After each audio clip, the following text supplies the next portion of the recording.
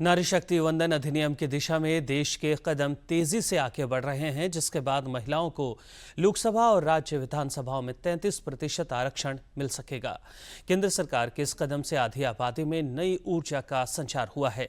हजारीबाग में इस सिलसिले में आयोजित पदयात्रा में महिलाओं ने उत्साहपूर्वक हिस्सा लिया।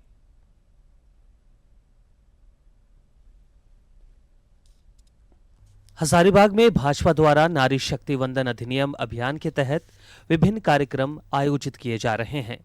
इस क्रम में सोमवार को नारी शक्ति सम्मेलन और पदयात्रा का आयोजन हुआ। हजारीबाग सांसद मनीष जायसवाल के कार्यालय से सैकड़ों महिलाएं पदयात्रा करती हुई नगर भवन पहुंची, जहां मुख्य कार्यक्रम आयोजित हुआ। इस मौके पर कोडरमा की विधायक नीरा यादव भी मौजूद रहीं।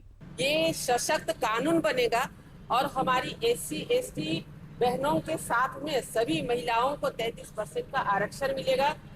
अब वो सिर्फ लाभार्थी नहीं बल्कि निर्णय लेने की क्षमता रखेंगी और नीति निर्धारण में अपना योगदान देंगे।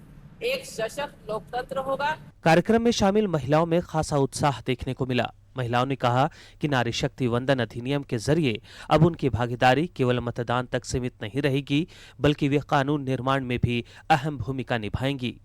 पदयात्रा के दौरान बड़ी संख्या में महिलाओं की मौजूदगी ने इस अभियान को और मजबूत संदेश दिया।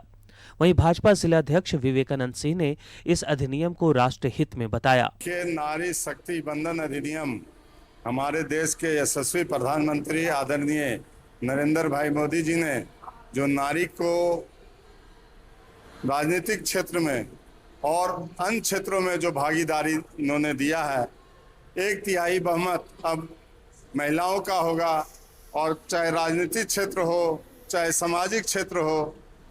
नारी शक्ति वंदन अधिनियम जो 20 सितंबर को 2023 में संसद में पूरी सर्वसम्मति से पारित हुआ और अभी आगामी 16, 17, 18 अप्रैल को जो आहूत संसद है, जिसमें कि उसके हर एक बारीकियों पर चर्चा होगी और 2029 में महिलाओं को विधानसभा से लेकर के संसद में 33% आरक्षण की पूरी तरह से गारंटी कर दी जाएगी।